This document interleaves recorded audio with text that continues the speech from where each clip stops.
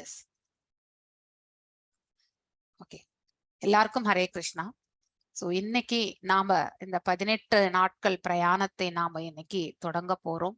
நம்ம வீட்டுல எவ்வாறு ஒரு ஹோமத்தை வளர்த்தால் அதுல எவ்வளவு நாம பக்தியோடையும் ஸ்ரத்தையோடையும் உட்கார்ந்து அந்த பூஜை புனஸ்காரங்களை நாம் எவ்வாறு கலந்து கொள்கின்றோமோ அதே மாதிரிதான் இந்த 18 நாட்களுடைய பிரயாணத்தையும் நீங்க எல்லாருமே செவ்வனே செய்து முடிக்கணும்ன்ற ஒரு பிரார்த்தனையோட நான் இந்த செஷனை நான் ஸ்டார்ட் பண்றேன். நீங்க எல்லாருமே இந்த கோர்ஸுக்கு புதுசா வந்திருக்கிறவங்க, இன்னைக்கு ஃபர்ஸ்ட் டைம் ஜாயின் பண்ணிருக்கிறவங்க எல்லாருமே இந்த பிரயாணத்தை கடைசி வரைக்கும் எடுத்துட்டு போகணும்ன்ற ஒரு வேண்டுகோள் உங்ககிட்ட வைக்கிறேன். ஏன்னா எதையுமே கடைசி வரைக்கும் பார்த்தால்தான் அதனுடைய அதாவது மதிப்பு என்ன அப்படிங்கறது நம்மளால புரிந்து கொள்ள முடியும் இல்லையா? சோ பாதியில நம்ம இஃப் யூ ஆர் ஏபிள், நம்மளால ஏதோ ஒரு இதுவால முடியாம போறதுனாக்கா அட்லீஸ்ட் அன்னைக்கு நீங்க யூடியூப்ல நீங்க பாத்துக்கலாம். Emergencies is allowed. ஆனா இதுல நீங்க கண்டிப்பா இந்த 18 நாள் எண்ணத்தை கடைசி வரைக்கும் நீங்க அட்டன் பண்ணுவீங்க அப்படிங்கிற ஒரு நம்பிக்கையோட உங்க எல்லார்கிட்டையும் ஒரே ஒரு வார்த்தை கேட்டுக்கொள்ள விரும்புகின்றேன். சோ எல்லாருமே சாட்ல அட்டன் பண்ணுவீங்களா இல்லையா அப்படிங்கறது எஸ் ஆர் நோ அப்படிங்கிற ஒரு எந்தூசியாசமோட ஹரே கிருஷ்ணா அப்படின்னு சொல்லிட்டு எல்லாருமே போடணும். நீங்க ஐ எம் ரிக்வெஸ்டிங் ஆல், எல்லாருமே ப்ளீஸ் நீங்க எல்லாருமே இந்த செஷனை அட்டன் பண்ணுவீங்க அப்படிங்கிற ஒரு இதை போடணும். Yes yes. Divya Mataji Hare Krishna. Uma Maheswari S. Thank you Sudha, Thangaraj எல்லாருமே போடணும். சோ இந்த 18 நாட்கள் பிரயாணம் பகவானோட நாம பிரயாணம் செய்ய போறோம் இல்லையா? நாம பகவானோட தான். அவர் என்ன சொல்ல போகின்றார் இந்த பௌதிக வாழ்க்கையில? நாம எல்லாரும் இந்த லோகத்துல வாழ்ந்துட்டு இருக்கோம். இந்த லோகம் என்ன லோகம்? நாம வாழ்ந்துட்டு இருக்கக்கூடிய லோகம் எப்படிப்பட்ட லோகம்? அதே மாதிரி நாம எங்கே செல்ல வேண்டும், என்னென்ன செயல்களில் நாம் ஈடுபட வேண்டும், எவ்வாறு நம்முடைய செயல்களை எல்லாம் எடுத்து செல்ல வேண்டும், ஒரு மனிதன் வாழ்க்கை எவ்வாறு அமைத்து கொள்ள வேண்டும், அவனுடைய வாழ்க்கை முறை இப்பொழுது எவ்வாறு நடந்து கொண்டிருக்கின்றது, அந்த வாழ்க்கையில இப்ப நடந்துட்டு கொண்டிருக்கக்கூடிய இந்த வாழ்க்கையில நாம என்ன பலன்களை அடைவோம், நாம செய்யக்கூடிய செயல்பாடுகள் இவை அனைத்தையுமே நாம் எந்த சுபாவத்தை ஏற்றுக்கொண்டிருக்கின்றோம், எவ்வாறு இந்த சுபாவம் எல்லாம் நிர்ணயிக்கப்படுகின்றது, நாம் எவ்வாறு இந்த புவிக்கு வருகின்றோம், நாம் எல்லாம் யார், இப்படிப்பட்ட கேள்விகள் எல்லாமே இருக்கு இல்லையா? வாழ்க்கையில நான் எப்பவுமே கஷ்டப்பட்டுட்டே தான் இருக்கேன். எதற்காக நான் எப்பவுமே சிரமப்பட்டுட்டே இருக்கணும்? சோ ஏன், எதனால? சோ சில பேர் பாத்தீங்கன்னாக்க நிறையவே எதையுமே எந்த வேலையுமே செய்யாம கூட இருக்கலாம். ஆனால் அவர்கள் நல்ல நிலையில இருக்கிறதா நமக்கு தோணும் இல்லையா? சோ அந்த மாதிரியான சுச்சுவேஷன்ஸ் எல்லாமே நம்ம எவ்வளவு உழைக்கணும், ஆனா முன்னுக்கு வரவே முடியல. ஆனா ஒருத்தர் எல்லாம் பாத்தீங்கன்னாக்கா அவங்க எதுவுமே செய்யாம கூட அவங்க வாழ்க்கையில மேன்மையான நிலையில இருக்காங்க அப்படிங்கிற ஒரு ஃபீலிங் எல்லாமே நமக்கு வந்துட்டே இருக்கும். நிறைய கேள்விகள் இல்லையா? எல்லாமே நியாயமான கேள்விகள் தான். இந்த நியாயமான கேள்விகளுக்கு விட எல்லாமே பகவான் கொடுத்திருக்கார். இந்த பகவத்கீதை என்னும் இந்த ஒரே ஒரு இந்த புக்ல நமக்கு அனைத்து வேதங்களுடைய சாராம்சமும் இந்த ஒரே புத்தகத்துல இருக்கு. இந்த ஒரு புக்கையே நம்ம படிச்சாலே வாழ்க்கையில நம்மள நல்முறையில நாம எடுத்துட்டு நாம் அடுத்தவங்க மாற்றத்தை ஏற்படுத்தணும்னு நம்ம நினைக்கவே கூடாது. என்னைக்குமே நம்மிடத்தில் என்ன மாற்றத்தை நாம் மேற்கொண்டால் நமக்கு எது நன்மை, எப்போ நம்மளை பத்தி ஃபர்ஸ்ட் நம்ம யோசிக்கணும். நம்முடைய நிலை எந்த நிலையில இருக்கு, நாம அடுத்தவர்களுக்கு நன்மை பயக்கக்கூடிய செயல்கள் தான் நாம் செய்கின்றோமா, இல்லை நம்மளால அடுத்தவங்க சங்கடத்துல இருக்காங்களா, இப்படிப்பட்ட கொஷின்ஸ் எல்லாமே நம்ம உள்ளுக்குள்ள ஓடிண்டே இருக்கும் இல்லையா? So how much honesty we are to our self, நம்மளுக்கே எவ்வளவு ஞானயமாகவும் நேர்மையாகவும் நமக்குள்ளேயே அந்த கொஷின்ஸ் எல்லாம் எழ ஆரம்பிக்கும். சோ இப்படி நிறைய கேள்விகளோட நம்ம வாழ்க்கை நிலை ஓடிண்டே இருக்கு. அந்த ஓட்டத்திற்கு ஒரு பிடிமானம் என்பது தேவை இல்லையா? சோ அது பகவான் எவ்வாறு அர்ஜுனனுடைய குதிரையினுடைய கடிவாளத்தை ஏந்தி நின்றாரோ அதே மாதிரிதான் பகவத்கீதையும் நம்மளுடைய வாழ்க்கை ஓட்டத்தை ஓட்டம் என்னும் அந்த கடிவாளத்தை பிடித்து நிறுத்துகின்றது. சோ இந்த பகவத்கீதையை நாம அதனுடைய இன்டென்ஷன் என்ன, அது என்ன சொல்ல வர்றது அப்படிங்கறத உள்ளதை உள்ளபடி அப்படி புரிஞ்சுக்க கூடிய அந்த பக்குவ நிலைக்கு நாம சென்று விட்டால் வாழ்க்கையில நமக்கு சுகம் துக்கம் எல்லாம் ஒருபோல் அமையக்கூடிய அந்த அந்த மாதிரி பக்குவ நிலைக்கு நாம வந்து சென்று விடுவோம். இதுதான் நமக்கு வந்து பகவத்கீதை நமக்கு வழங்குகின்றது. எல்லா உயிர்வாழிகளுமே இந்த பிரபஞ்சத்துல ஏதோ ஒரு குறைபாடோடு தான் இருக்கின்றார்கள். யாருமே 100% பர்ஃபெக்ட் கிடையாது. 100% சுகமாகவும் அல்லது நிம்மதியாகவும் இருப்பது கிடையாது. இந்த ஃபர்ஸ்ட் கான்செப்ட் நாம மனசுக்குள்ள நாம எடுத்துட்டோம்னாக்கா ஆட்டோமேட்டிக்கலி நம்மளுடைய செயல்பாடுகளை நாம வந்து சீரமைத்து கொள்ளலாம். ஸோ இப்போ இந்த இன்ட்ரோடக்ஷனோட நான் உங்களை வந்து இந்த கோர்ஸுக்கு வரவேற்கின்றேன். எஸ். ஸோ ஸ்ரீ ராதா கோவிந்தா டிடிஸ்க்கு நம்மளுடைய இந்த டிடிஸ் தான் மேங்களூர் இஸ்கான்ல இருக்கக்கூடிய டிடிஸ். ஸோ கடந்த 2 வருடங்களுக்கு மேலாக இந்த சேவை என்பது நடந்து கொண்டே இருக்கின்றது. இப்பொழுது 77வது முறையாக நீங்க எல்லாருமே இந்த பேட்ச்ல ஜாயின் ஆயிருக்கீங்க. அவர்களுடைய கருணையால் அவர்கள் என்ன சொல்லிவிட்டு போனார்களோ, அதாவது அந்த பரம்பொருள் எல்லாம் வல்ல இறைவன் நமக்கு என்ன ஞானத்தை போதிக்க வேண்டும், இந்த பிரபஞ்சத்துல எதற்காக இந்த ஞானம் அப்படிங்கிறது எல்லாவற்றையுமே நாம வந்து புரிந்து கொள்ள போகின்றோம். அவர்களுக்கு நம்மளுடைய பணிவான வணக்கங்களோட அதோட இந்த பிரேயர்ஸோட நாம இந்த செஷனை ஸ்டார்ட் பண்ணலாம். ஓம் நமோ பகவதே வாசுதேவாயா. ஓம் நமோ பகவதே வாசுதேவாயா. ஓம் நமோ பகவதே வாசுதேவாய. நாராயணம் நமஸ்கிருத்யம் நரம் சைவ நரோத்தமம் தேவீம் சரஸ்வதிம் வியாசம் ததோ ஜயம் உதீரயேத். நஷ்டப்ராயேஷு பதரேஷு நித்யம் பாகவத சேவையாம் பகவத்ய உத்தம ஸ்லோகே பக்திர் பவதி நைஸ்திகி. ஓம் அஜ்ஞானதிமிராந்தஸ்ய ஞானாஞ்சனய ஷலாக்கய சக்ஷுருன்மிலிதம் येन तस्मै श्रीगुरवे नमः. श्रीचैतन्यमनोभीष्टं स्थापितं येन भूतले स्वयं रूपा कदा माह्यं तदा स्वापदण्डिकम्. हे कृष्णा करुण सिन्धु दीनबन्धु जगत्पते गोपेशा गोपिका कांत राधकांत नमस्तुते. तप्त कांचन गौरांगी राधे वृंदावनेश्वरी वृषभानुसुते देवी प्रणमामि हरिप्रिये. वाञ्छकल्पतारुभ्यश्च कृपसिन्धुभ्य एव च पतितनां पावनेभ्यो वैष्णवेभ्यो नमो नमः. जय श्री कृष्ण चैतन्य प्रभु नित्यानंद श्री अद्वैत गदाधर श्रीवासदि गौर भक्त वृंदा. हरे कृष्णा कृष्ण कृष्ण हरे हरे हरे रामा राम राम हरे हरे. எல்லாருக்கும் வணக்கங்கள். ஸோ நாம இன்னைக்கு இந்த பகவத்கீதை வந்து மொத்தமும் 18 அத்தியாயங்கள். இதுல வந்து 3 விதமான யோகங்களை பற்றி எடுத்துரைக்கப்படுகின்றது. முதல் 6 அத்தியாயங்கள் வந்து கர்ம யோகத்தின் மீதும், அதே மாதிரி 7வது அத்தியாயத்திலிருந்து 12வது அத்தியாயம் வரைக்குமே வந்து பக்தி யோகத்தின் மீதும், 13வது அத்தியாயத்திலிருந்து 18ஆம் அத்தியாயம் வரைக்குமே வந்து ஞான யோகத்தின் மீதும் வந்து எடுத்துரைக்கப்படுகின்றது. இதுதான் ஜெனரல் கிளாசிபிகேஷன். இதுல மொத்தமே 700 ஸ்லோகங்கள் இருக்கு. இதுல அதிகமாக பேசுவது யாரென்றால் அதாவது எடுத்துரைப்பவர் யாரென்றால் உபதேசங்களை வந்து நம்ம பரம்பொருளாகி இருக்கக்கூடிய பகவான் அவர்தான் வந்து பேசுகின்றார். அர்ஜுனனோடு அவர்கள் இருவருக்கும் இடையிலே நடக்கக்கூடிய உரையாடலை தான் நாம இங்க பகவத்கீதையாக நாம இங்க பார்க்க போகின்றோம்.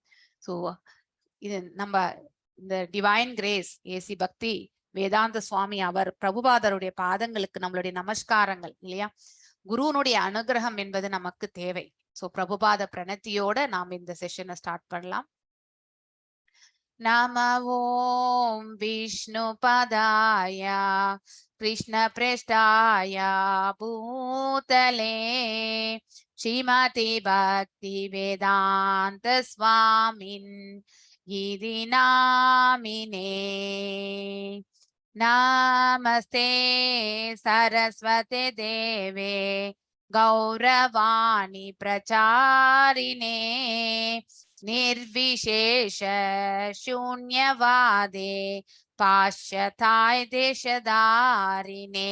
जय श्री कृष्ण चैतन्य प्रभो नित्यानंद श्री अद्वैत गदाधर शिवासादि गौर भक्त वृंदा. हरे कृष्णा कृष्ण कृष्ण हरे हरे ஹரே ராமா ஹரே ராமா ராம ராம ஹரே ஹரே ஹரே கிருஷ்ணா கிருஷ்ண கிருஷ்ணா ஹரே ஹரே ஹரே ராமா ராம ராம ஹரே ஹரே ஹரே கிருஷ்ணா கிருஷ்ண கிருஷ்ணா ஹரே ஹரே ஹரே ராமா ராம ராம ஹரே ஹரே. நம்ம அதாவது அவரது தெய்வீக கிருபையின் போதனைகளில் அடிப்படையில் பக்தி வேதாந்த சுவாமி பிரபுபாதர் அவர்கள், அதாவது இவருக்கு ஒரு டைட்டில் என்னன்னாக்கா நிறுவன ஆச்சாரியா, வேற யாருக்குமே கிடையாது. Is the founder Acharya of ISKCON. ISKCON என்றால் என்ன? International society of Krishna consciousness. So முதலில் இவர் அமெரிக்கா சென்ற, அதாவது 1965 அந்த வருடத்தில் தான் வந்து வெறுமனே ஒரு 40 ரூபாய் 2 ட்ரெஸ், இவ்வளவுதான், ஒரு சின்ன பெட்டி, அதுவும் வந்து சரக்கு கப்பல்ல தான் அவர் வந்து சென்றார். சோ எங்க போஸ்டன் சிட்டியை போய் அடைந்தார். சோ அந்த முதல் அங்க சேரும் பொழுது அவர் வந்து ஒரு ஹிப்பீஸ்ன்னு சொல்லுவாங்க அங்க யுஎஸ்ல வந்து. அப்படின்னா இந்த சூத்ரர்களுக்குன்னா கீழே நிலையில இருக்கக்கூடியவர்கள், போதைகளுக்கு அடிமையாகி, சோ அவங்க மெஜாரிட்டி ஆஃப் த பீப்புள் எல்லாருமே பாத்தீங்கன்னாக்கா அறியாமையில் இருக்கக்கூடியவர்கள். அப்படிப்பட்டவர்களுக்கு தான் வந்து இந்த பக்தி சேவையை வந்து அவர் வந்து அங்க செய்தார். அதாவது பார்க்கு, பீச், இந்த மாதிரி இடங்கள் எல்லாமே சைத்தன்ய மகாபிரபு வந்து சங்கீர்த்தன யக்னம் என்னும் அந்த இயக்கத்தை வந்து அவர் ஸ்தாபித்து விட்டு சென்றார். அதையே தான் இவரும் வந்து உலகம் முழுவதுமே வந்து பரப்பிட்டு வந்தார். சோ வெறுமனே 12 ஆண்டுகளுடைய அவருடைய சேவை வந்து அந்த லோகத்துல, அதாவது இந்த உலகத்துல வந்து வேர்ல்ட்ல அதாவது 108 ஸ்தலங்கள்ல வந்து அவர் டெம்பிள், அதாவது பாத்தீங்கன்னாக்கா இஸ்கான் டெம்பிள நிறுவி இருக்கின்றார். 80 புஸ்தகங்களை எழுதியிருக்கார். சிறு பிராயத்துல 5 வயதிலே வந்து இவர் ஒரு வங்காள பிராமண குடும்பத்தில் பிறந்தவர். அவர்கள் அதாவது by birth also is a Brahmin. அவங்க வந்து சிறு பிராயத்திலே 5 வயது குழந்தையாக இருக்கும் பொழுதே ஜெகநாத் ரத யாத்திரை நடத்தணும்னு சொல்லிட்டு அவர் விருப்பப்பட்ட பொழுது அவருடைய தந்தையார் வந்து அதற்கான இதெல்லாமே ஏற்பாடு பண்ணி சின்னதா ஒரு வீட்டுல இருக்கக்கூடிய சாமான், தட்டுமுட்டு சாமான்லயே வச்சு அந்த அழகான அந்த ரதத்தை வந்து செய்து சிறு பிராயத்திலேயே அந்த ஜெகநாத் யாத்திரையை செய்தார்.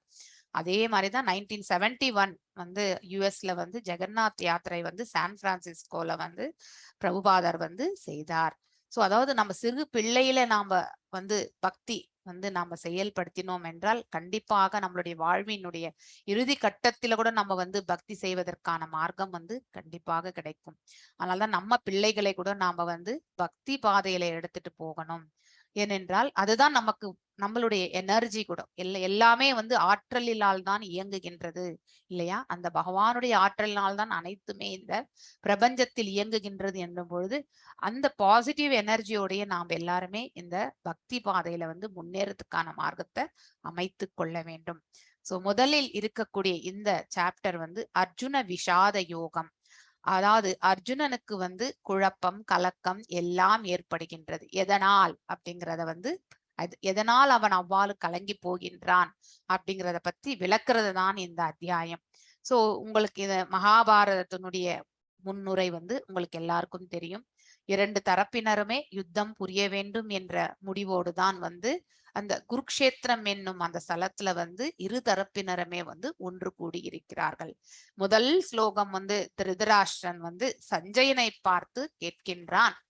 சோ தர்மக்ஷேத்திரமாயிருக்கக்கூடிய அந்த குருக்ஷேத்திரத்தில் ஒன்று கூடிய பிறகு என்னுடைய பிள்ளைகளும் பாண்டுவின் பிள்ளைகளும் என்ன செய்கின்றார்கள் என் சஞ்சயனே அப்படின்னு தன்னுடைய காரியதரிசியா இருக்கக்கூடிய சஞ்சயனை வந்து பார்த்து கேட்கின்றார் திருதராஷ்டிரன். ஃபர்ஸ்ட் ஸ்லோகம் திருதராஷ்டிரர் தான் பேசுகிறார். அதுதான் அவருடைய லாஸ்ட் ஸ்லோகம் கூட. சோ சஞ்சயன் யார்?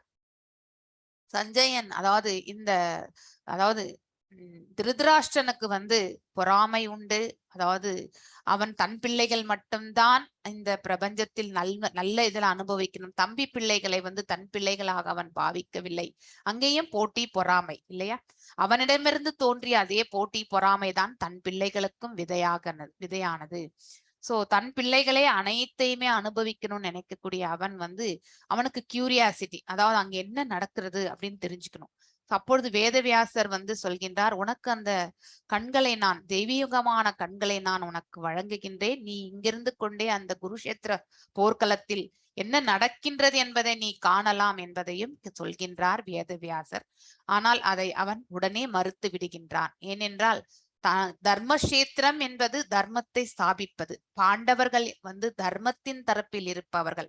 தன்னுடைய பிள்ளைகள் தோற்று போவது உறுதி என்பது அவனுக்கு உள்ளுக்குள்ள இருந்தாலும் பாண்டவர்கள் வந்து அவங்களுக்காக விட்டு கொடுத்துட்டு போயிடணும்ன்ற எக்ஸ்பெக்டேஷன் அந்த இதுலதான் திருதராஷ்டிரன் இருந்தான். ஆனால் அங்கே தோல்வி என்று ஏற்பட்டால் அதை பார்ப்பதற்கு அவனுக்கு வந்து அவனால தாங்கிக் கொள்ளக்கூடிய மன உறுதி என்பது இல்லை. அதனால அந்த கண்களே எனக்கு வேண்டாம் அப்படின்னு சொல்லிட்டு தன்னுடைய உதவியாளனாக இருக்கக்கூடிய சஞ்சயனுக்கு வழங்குமாறு வேதவியாசரிடம் வந்து கேட்டுக்கொள்கிறார். சோ வேதவியாசரும் தன்னுடைய திவ்ய திருஷ்டியை வந்து சஞ்சயனுக்கு வந்து வழங்குகிறார். சோ இவர்கள் அரண்மனையில் இருந்து கொண்டே அந்த போர் முனையில் என்ன நடக்கின்றது என்பதை வந்து ஒவ்வொரு காட்சியும் வந்து அதாவது சஞ்சயன் வந்து திருதராஷ்டிரனுக்கு எடுத்து உரைத்து கொண்டே இருப்பான்.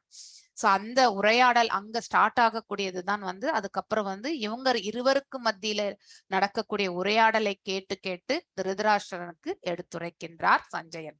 சோ இந்த சாப்டர் எவ்வாறு வந்து பிரிக்கப்பட்டிருக்கின்றது அப்படின்னா, முதல் கொஸ்டின் வந்து திருதராஷ்டிரருடைய கேள்வி, அதாவது என்கொயரி, அங்க என்ன நடக்கின்றது என்பதை கேட்டவர் தான் திருதராஷ்டிரர். அது ஒரு ஸ்லோகம். ரெண்டாவது வந்து இவ்வாறு பயத்தினாலதான் அவனுக்கு திருதராஷ்டிரனுக்கு பயம் உண்டு. ஏனென்றால் தர்மக்ஷேத்திரம் தர்மம் அறிந்தவர்களுக்கு, தர்மத்தை பரிபாலிப்பவர்களுக்கு மட்டும்தான் அது வந்து ஃபேவரபிளா இருக்கும் இல்லையா, அனுகூலமாக இருக்கும். ஆனால் தன் பிள்ளைகள் வந்து அதர்மம் புரிபவர்கள் என்பது அவனுக்கு நல்லா தெரியும். அதனால அவனுக்கு உள்ளுக்குள்ளே ஒரு பயம். சோ அதே பயம்தான் துரியோதனனுக்கும் உண்டு. அந்த பயத்தை அவன் வெளிக்காட்டாமல் ஒரு பொலிட்டிஷியன் மாதிரி, ஒரு அரசியல்வாதி மாதிரி அவனுடைய உரையாடலை வந்து அவன் எடுத்து செல்கின்றான். அங்கே வந்து மன்னனாக அவனுடைய பொசிஷன் வந்து ஏனென்றால் திருதராஷ்டிரன் தான் அங்கே மன்னனாக வந்து போர் முனையில் நிற்க வேண்டியிருக்கும். ஆனால் அவர் இரு கண்கள் அற்றவர் என்பதால் தன்னுடைய மகனை வந்து அங்க மன்னன் என்ற ஸ்தானத்திற்கு அவன் அதாவது அந்த ஸ்தானத்தை வந்து வழங்கி இருக்கிறார்கள். சேனாதிபதியாக நம்ம பீஷ்மதேவர் இருக்கின்றார். சோ இவனுக்கு வந்து அந்த தரப்புல இருக்கிறவங்க எல்லாம் பார்த்து இவனுக்கு பயம். சோ அந்த பக்கம் பகவானும் இருக்கின்றார். அதுக்கப்புறம் பாண்டவர்களே வந்து வலிமை மிக்கவர்கள். அவர்கள் தரப்பிலும் வந்து விராடன் இருக்கின்றான், துருபதன் இருக்கின்றான், காசிராஜன், குந்தி போஜன், இத்தனை பேருமே வந்து அவர்கள் தரப்பில் இருக்கின்றார்கள். இந்த தரப்பிலையும் வந்து பெரிய படைதான். படையில் பின்தங்கியவர்கள் பாண்டவர்கள் இருந்தாலுமே அவர்களுடைய தர்மம் வந்து அவர்களை வெற்றி கொள்ளும் என்ற உள்ளுக்குள்ள அந்த ஃபியர் வந்து போத் திருதராஷ்டிரருக்கும் இருந்தது, அதே மாதிரி துரியோதனனுக்கும் இருந்தது. சோ துரோணாச்சாரியார் வந்து அவர்கள் எல்லாருக்கும், இந்த பாண்டவர்களுக்கும் கௌரவர்களுக்கும் குருதான் இல்லையா. சோ இருந்தாலும் பாண்டவர்களில் அர்ஜுனன் மேல் அவருக்கு அளப்பரியாத அதாவது அன்பு. அதனால அவர்கள் தரப்புல இவர் வந்து ஃபேவரபிளா இருந்துருவாரோன்ற ஒரு பயத்தினால வந்து அந்த மாதிரி ஒரு செயலை செய்யக்கூடாது. ஏனென்றால் துருபதனின் மகனுக்கு வந்து அனைத்து போர்க்கலைகளை வந்து கற்றுக் கொடுத்தவர் வந்து துரோணாச்சாரியார். சோ துருபதனும் அதாவது துரோணாச்சாரியை வதைப்பதற்காக தான் ஒரு மகனை ஈன்றார் அப்படிங்கிறதையும் வந்து, அதாவது வேள்வித்தியிலிருந்து அவர் ஒரு மகனை பெற்றார் என்பது நமக்கு தெரியும். சோ அதனால தன்னை கொல்ல போகிறானாக இருந்தாலும் அதாவது குரு தர்மத்தை அவர் வந்து செய்தார். அதே மாதிரி இங்க ஃபேவரிசம் ஏதாவது பண்ணிடுவாரோ, அதாவது அவர்கள் தரப்பில் இருக்கக்கூடிய அன்பினால் போர்ல வந்து சரியா போர் புரியாம போயிடுவாரோன்ற பயம் வந்து துரியோதனுக்கு இருந்தது. அதனால அவருடைய தவறை வந்து சுட்டி காட்டும் விதத்தில் வந்து பேசுகின்றான் துரியோதனன். அதுக்கப்புறம் இந்த தரப்பில் இருக்கக்கூடிய மகாரதர்களை பற்றி விளக்குகின்றான், அவன் தரப்பில் இருக்கக்கூடிய மகாரதர்களை பற்றியும் விளக்குகின்றான். சோ இருவருமே வந்து எல்லாருமே சேர்ந்து அதாவது பாட்டனாராகிய பீஷ்மருக்கு வந்து நாம சப்போர்ட் பண்ணணும். ஏனென்றால் அவர் வயோதிகம் அடைந்திருக்கின்றார் என்பதை வந்து அவன் சுட்டி காட்டுகின்றான். அதன் பிறகு இந்த இன்ட்ரடக்ஷன் எல்லாம் ஆன பிறகு கான்ஷல்ஸ் அப்படின்னா சங்க ஒலிகள். சோ எல்லாருமே அவரவர்களுடைய சங்கநாதங்களை வந்து ஊதுகின்றார்கள். சோ நாம் அதுக்கப்புறம் வந்து அர்ஜுனன் வந்து இந்த 2 படைகளுக்கு மத்தியில எடுத்துட்டு போய் தேரை வந்து நிறுத்துங்கள், ரதம் ஸ்தாபையே அச்சுதா அப்படின்னு சொல்லிட்டு பகவானிடத்தில் வேண்டிக் கொள்கின்றான். பார்த்த சாரதியாக இருந்த அவர் இரு படைகளுக்கு மத்தியிலே வந்து தன்னுடைய தேரை வந்து கொண்டு வந்து நிறுத்துகின்றார். அர்ஜுனனும் இரு தரப்பில் இருக்கக்கூடிய அவர்களை, இந்த தன்னுடைய தரப்பில் இருப்பவர்களையும் எதிர்த்தரப்பில் இருப்பவர்களை எல்லாம் பார்க்கின்றான். 2 பக்கமும் உறவினர்கள், 2 பக்கமும் நண்பர்கள், அதே மாதிரி மக்கள் இல்லையா. சோ எல்லாருமே வந்து ஒன்று கூடி இருக்கின்றார். பிள்ளைகள், சோ மாமன்மார்கள் எல்லாருமே, பாட்டன் எல்லாருமே, குரு எல்லாருமே இருக்கிறத பார்த்து அவனுக்கு வந்து இவர்களை எல்லாம் கொன்று நாம இந்த ராஜ்யத்தை வந்து பெறணுமா அப்படிங்கிற ஒரு கொஷின் வருது. சோ ஏனென்றால் அவன் ஒரு பக்தன். அதே மாதிரி அவனுக்கு பக்தர்களுக்கு எப்பொழுதுமே கருணை உண்டு. அந்த குவாலிட்டி அவனுக்கு வந்து தடுக்கின்றது. டியூ டு கம்பேஷன் சொல்லுவாங்க இங்கிலீஷ்ல. கம்பேஷன் என்றால் கருணை. சோ அடுத்தவர்கள் மீது எப்பொழுதுமே நம்ம கருணையாக இருக்கக்கூடிய குவாலிட்டி வந்து ஒரு பக்தனுக்கு இருக்கக்கூடிய இயல்பான குவாலிட்டி. அதனால் அவன் வந்து போர் புரிய மாட்டேன் அப்படிங்கிற ஒரு ஒரு ஒரு இது வந்து சொல்ல ஆரம்பிக்கின்றான். அதற்கான காரணங்களை எல்லாம் விளக்கின்றே வரான். ஒன்று, கருணையால் வந்து அவன் போர் புரிய மாட்டேன் என்று சொல்கின்றான். 2வது, பாவச் செயல், இன்பமின்மை. அதாவது போர்னுடைய விளைவு கண்டிப்பாக வந்து அழிவுதான். அந்த அழிவுனால வந்து ஏற்படக்கூடிய விளைவுகளை எல்லாமே பார்க்கும் பொழுது, நம்மளை சுத்தி எல்லாருமே அழுதுன்னு இருக்கும் பொழுது நாம போர்ல வெற்றி பெற்றாலும் அது நமக்கு இன்பத்தை வழங்காது. ஒரு நார்மலான ஒரு மனிதன் எவ்வாறு வந்து திங்க் பண்ணுவாங்களோ அதே மாதிரி ஆலோசனையில் தான் வந்து அர்ஜுனரும் எடுத்துரைக்கின்றார். இன்பமின்மை, அதுக்கப்புறம் வந்து சின், அதாவது பாவச் செயல், உயிரை கொல்வது, ஒரு எறும்பை கொல்வது கூட பாவம் என்று வேதங்களில் சொல்லப்பட்டிருக்கின்றது. நான் இவ்வளவு பெரிய அழிவை வந்து அத்தகைய பாவத்தை நாம் எங்க போய் தொலைக்க முடியும் இல்லையா அப்படிங்கிற ஒரு கொஸ்டின், பாவச் செயல். 4வது வந்து இந்த டிஸ்ட்ரக்ஷன் ஆஃப் டைனாஸ்டின்னு சொல்லுவாங்க. அதாவது இந்த குடும்ப பாரம்பரியமே அழிந்து விடுவதல். சோ வீட்டுல இருக்கக்கூடிய தந்தையானப்பட்டவர் வந்து போர் முனையில் வந்து வீர மரணத்தை எய்தால் வீட்டுல இருக்கக்கூடிய, அதாவது மனைவி மற்றும் பிள்ளைகள், அவர்கள் அனாதரவாகிறார்கள் இல்லையா. அதனால பெண்களுக்கான பாதுகாப்பும் வந்து அளிக்கப்படுவதில்லை, அவர்களும் கலங்கப்படுவார்கள். அதனால தேவையற்ற சந்ததிகள் எல்லாமே உருவாகும். அப்பொழுது அப்படிப்பட்ட சந்ததியர்கள் வந்து தன்னுடைய முன்னோர்களுக்கு வந்து கருமாதிகள் வழங்காத, அதாவது நம்ம ஸ்ராத்தம் அப்படின்னு சொல்லுவோம் இல்லையா, அவர்கள் இறந்த திதியை வந்து நாம அவங்களுக்கு திதி கொடுக்கணும். எந்த எந்த நிலையில இருந்தாலுமே நாம அந்த செயலை கண்டிப்பாக, நம் பிராமணர்கள் மாத்திரம் கிடையாது, எல்லா இனத்தவருமே செய்ய வேண்டிய ஒரு தலையாய கடமை எதுன்னா பித்ருக்களுக்கு நாம பிண்டம் கொடுப்பது. அத்தகைய செயல்கள் எல்லாம் செய்யாமல் போனால் அந்த பித்ருக்கள் எல்லாமே காத்துட்டு இருப்பாங்க. சோ அந்த பிண்டங்கள் நாம செய்யாத அதாவது வழங்காத பொழுது, பகவானுக்கு நிவேதனம் படைக்காத பொழுது ஆட்டோமேட்டிக்கலி அவர்களுடைய ஆசீர்வாதங்களும் நமக்கு கிடைக்காது. அவ்வாறு ஆசீர்வாதங்கள் கிடைக்காத பொழுது அந்த வாழ்நிலையும் வந்து கீழே வந்து தள்ளப்படுகின்றது. இப்படி டிஸ்ட்ரக்ஷன் ஆஃப் டைனாஸ்டி பத்தி இத்தனையும் சொல்லும் பொழுது இந்த 4 காரணங்களை காட்டி, நான் ஒரு போர் வீரன், போர் புரியத்தான் வேண்டும், ஆனால் இந்த காரணங்களால் எனக்கு போர் புரியணும்ன்ற அந்த மனசு வரல அப்படின்னு சொல்லிட்டு 2 இருமன என்னும் சுச்சுவேஷனுக்கு வந்து அர்ஜுனன் வந்து நிலை பெறுகின்றான். ஆனா இந்த சுச்சுவேஷனையே வந்து கிரியேட் பண்ணவரே வந்து பகவான் தான். எதற்கென்றால் பகவத்கீதையை அவர் வழங்கணும்னு நினைச்சார். சோ அர்ஜுனன் மூலியமாக இந்த பகவத்கீதை நம்ம எல்லாருக்குமே வந்து சேரணும் என்ற ஒரே காரணத்திற்காகத்தான் இத்தனையுமே வந்து இந்த சுச்சுவேஷன். அர்ஜுனன் பீங்க வைஸ்லி பர்சன், ஞானம் உடையவன், ஆனா அவனை அந்த குழப்பத்திற்கு உண்டாக்கி பகவத்கீதை என்னும் இந்த அகராதியை, அதாவது ஸ்பிரிச்சுவல் டிக்ஷனரி இல்லையா, ஆன்மீக அகராதியை நமக்கு எல்லாருக்குமே வழங்கணும்ன்றதுக்காக தான் வந்து இந்த ஏற்பாடையே பகவான் வந்து செய்தார். சோ இந்த காட்சிகள் 3 வெவ்வேறு காட்சிகள். அர்ஜுனன் அவனுடைய குழப்பம், கலக்கம், கருணையால் அவன் வந்து சோர்ந்து போறது, இறுதியில தன்னுடைய கையில இருக்கக்கூடிய காண்டீவத்தையும் ஒரு புறம் எரிந்து விட்டு அவன் தேரிலே அமர்ந்து விடுகின்றான். அத்தகைய காட்சி அது. இங்க கீழே வந்து துரியோதனன் வந்து துரோணாச்சாரியாரை பார்த்து சொல்லக்கூடியது. சோ அதாவது பொலிட்டிக்கல் பர்சனா, ஒரு அரசியல்வாதியாக அவர் வந்து டிப்ளமேட்டா அவன் பேசக்கூடிய தன்மை. அடுத்து திருதராஷ்டிரன் வந்து அவனுடைய எக்ஸ்பெக்டேஷன் என்னன்னா, பாண்டவர்கள் எல்லாம் விட்டு கொடுத்துட்டு போயிடுவாங்களா அப்படிங்கிற ஒரு எதிர்பார்ப்பு. போர்ல தன் பிள்ளைகள் கண்டிப்பாக மரணிப்பார்கள், தன் தரப்பில் வந்து கண்டிப்பாக வெற்றி கிடைக்காது என்பது அவனுக்கு தெரியும். ஆனாலும் தன் பிள்ளைகள் வந்து நல்ல வாழணும், அவர்கள் மட்டுமே ராஜ்யத்தை ஆளணும்ன்ற எதிர்பார்ப்பு. அதனால பாண்டவர்கள் விட்டு கொடுத்துட்டு போக மாட்டாங்களான்ற ஒரு எதிர்பார்ப்போட அவனுடைய பார்வை. இந்த 3 பேருமே வெவ்வேறு விதமான செயல்பாடுகளில் இருக்கின்றார்கள் இல்லையா? எஸ், லலிதா கண்ணன் மாதாஜி வாசிங்க ஃபர்ஸ்ட் ஸ்லோகம். திருதராஷ்டிர உவாச்ச. அவங்களுக்கு கோஹோஸ்ட் பண்ணணும்னு நினைக்கிறேன். ஒரு நிமிஷம். எஸ் மாதாஜி. ஒரு நிமிஷம். லலிதா கண்ணன் மாதாஜி, நீங்க கையை உயர்த்துங்க.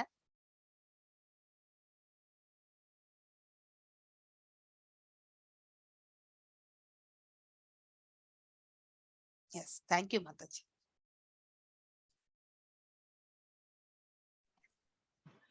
ஹரே கிருஷ்ணா. ஹரே கிருஷ்ணா மாதாஜி. ஒரு நிமிஷம் ஸ்கிரீன் ஷேர் பண்ணுறேன். வாசிங்க மாதாஜி. ஓம் ஸ்ரீ பரமாத்மனே நமः. பிரதமோऽध्यायः. திருதராஷ்டிர உவாச்ச. தர்மக்ஷேத்ரே குருக்ஷேத்ரே சமவேதாயுயுத்சவः மாமகா பாண்டவாச்சைவ கிமகுர்வத சஞ்சய. ஹரே கிருஷ்ணா. ஹரே கிருஷ்ணா. அதாவது திருதராஷ்டிர உவாச்ச, அதாவது திருதராஷ்டிர உரைக்கின்றான். என்ன சொல்கின்றான்? தர்மக்ஷேத்திரம் என்னப்படக்கூடிய அந்த குருக்ஷேத்திரத்தில் சமவேதா, அதாவது ஒன்று கூடிய பிறகு, எதற்காக ஒன்று கூடியிருக்கின்றார்கள்? யுத்தம் புரிவதற்காக. யுயுத்சவக. மாமகா அப்படின்னா தன்னுடைய தரப்பில் இருக்கக்கூடிய தன் பிள்ளைகள். பாண்டவா சைவ, அங்கேயே அவன் வந்து பிரிவை ஏற்படுத்தி விட்டான். தம்பி பிள்ளைகளும், தம்பி இல்லைன்னா அந்த காலத்துல கூட்டு குடும்பத்துல எல்லாம் நாம எல்லாருமே எந்த டிஃபரன்ஸ் இல்லாம தான் வாழ்ந்தோம். இப்ப எல்லாருமே சிறிய குடும்பம், அதாவது பாத்தீங்கன்னாக்கா ஒரு நியூக்ளியர் ஃபேமிலி அப்படி அந்த நிலைமைக்கு வந்துட்டோம் நாம எல்லாருமே இல்லையா? சோ அப்பெல்லாம் பெரியவா எல்லாம் வீட்டுல இருப்பா. சோ அவங்க வீட்டுல இருக்கக்கூடிய அண்ணன் தம்பிங்க எல்லாருமே ஒன்றாக இருப்பார்கள். அங்கே வந்து அண்ணன் பையன் தம்பி பையன் அப்படிலாம் ஒரு டிஸ்கிரிமினேஷன்லாம், எல்லாரும் ஒரு குடும்பம் போல இருந்திருக்கோம் நம்ம.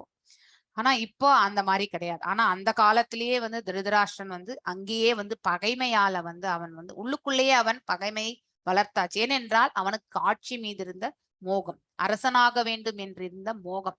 சோ தம்பியே வந்து, தம்பி பீயிங் எ கிரேட் ரூலரா இருந்தாலுமே தன்னுடைய ரூலிங் தான் அவனுக்கு வந்து தான் ஆளணும்ன்ற அந்த வெறி இருந்தது. அதே மாதிரி தன் பிள்ளைகள் மட்டும்தான் அரசாளனும் அப்படிங்கிற அந்த எதிர்பார்ப்பு. பாண்டவா சைவா கிம குருவத்த சஞ்சயா, என்ன செய்தார்கள் சஞ்சயனே அப்படின்ற ஒரு கேள்வியை வந்து கேட்கின்றார். யாரு? திருதராஷ்டிரர். சோ யாத்திரை புனித ஸ்தலமாக கூடிய பிறகு என் மகன்கள் மற்றும் பாண்டுவின் புதல்வர்கள் என்ன செய்தார்கள் சஞ்சயனே அப்படின்ற வந்து ஒரு கொஸ்டின் வந்து வைக்கின்றார். யாரு? திருதராஷ்டிரர். சோ இங்க ஒரு ஓமை வந்து எடுத்துரைக்கப்பட்டிருக்கின்றது.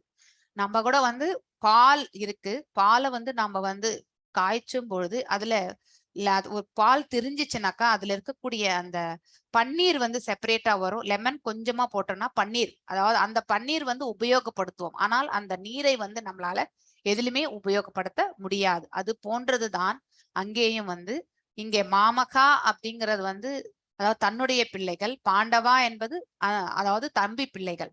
சோ இதுல இருக்கக்கூடிய பன்னீர் என்பது பாண்டவர்களுக்கு, ஏனென்றால் அவங்கதான் பிற்காலத்துல ராஜ்யத்தை ஆண்டு தர்மத்தை நிலைநிறுத்தினார்கள். ஆனால் இதுல இங்க வந்து தேவையற்ற ஒரு கலையாக இருப்பது யார் என்றால் இந்த கௌரவர்கள் தான்.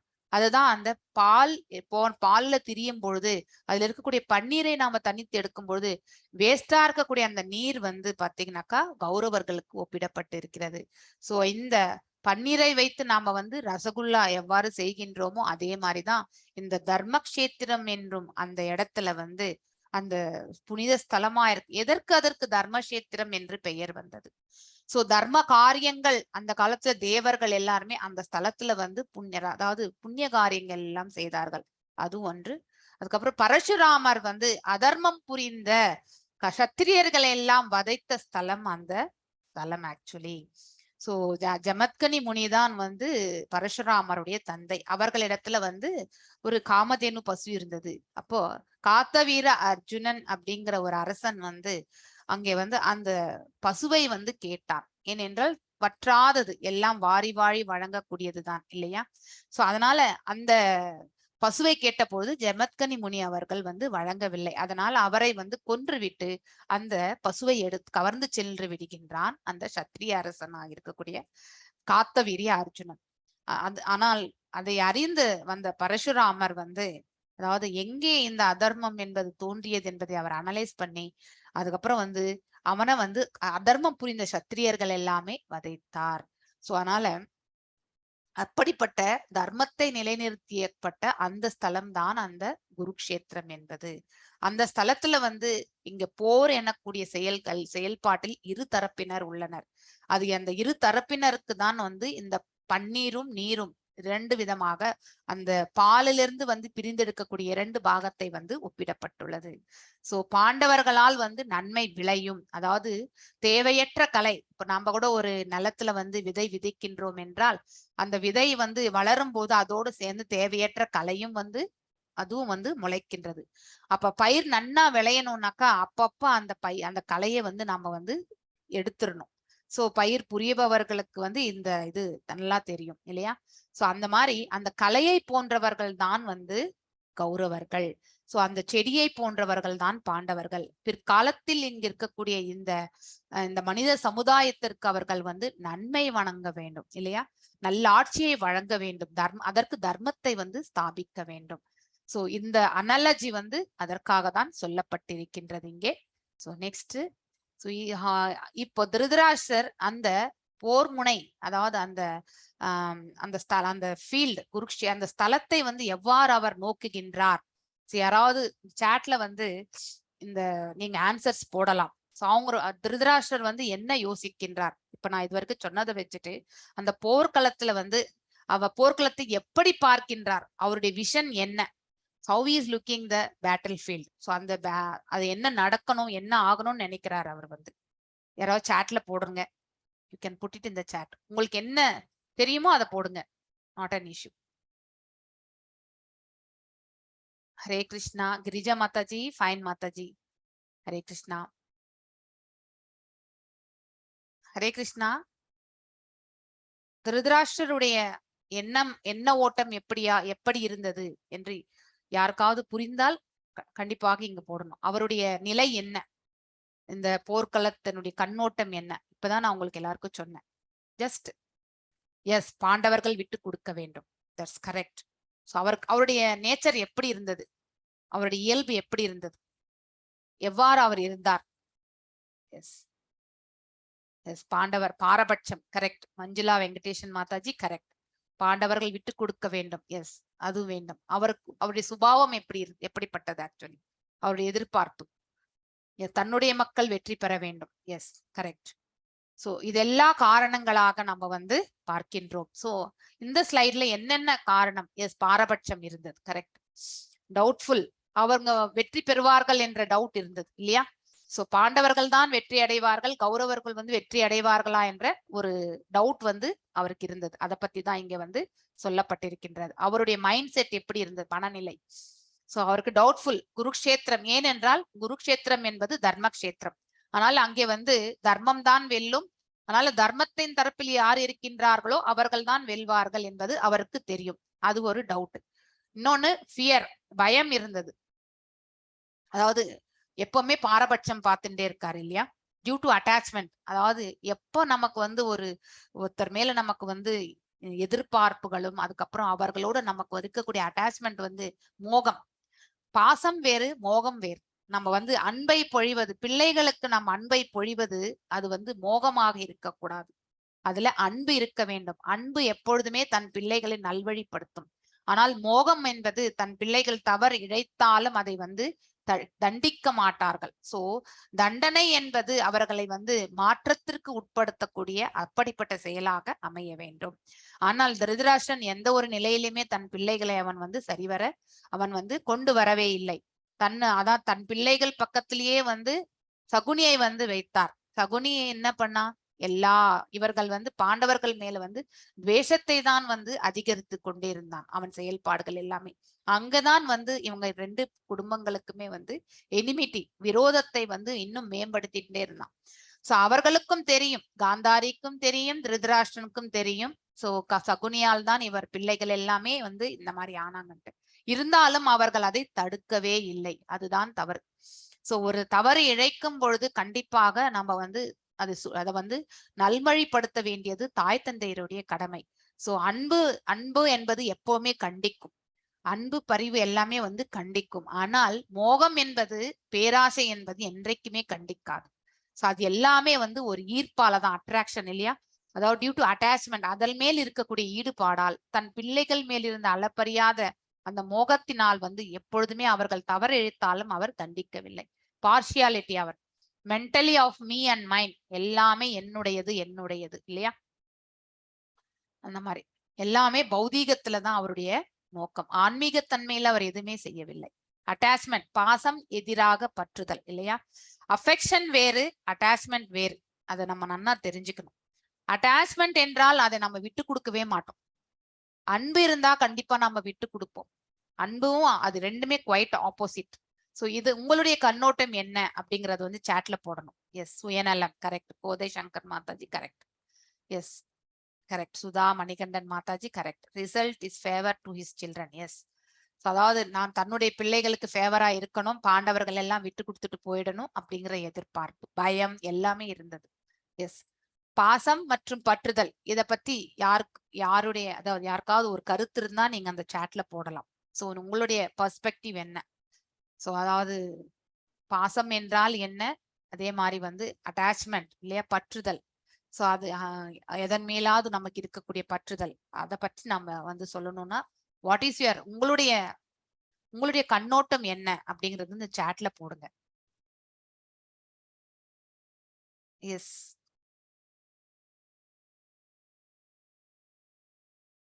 ஜூம் சாட்ல போடணும். எஸ், பாசம் என்பது மக்கள் மீது வைக்கும் பற்று. ஓகே, முனைவர் பெரியசாமி அவர்கள். எஸ் எஸ், அதிக பாசம் என்பது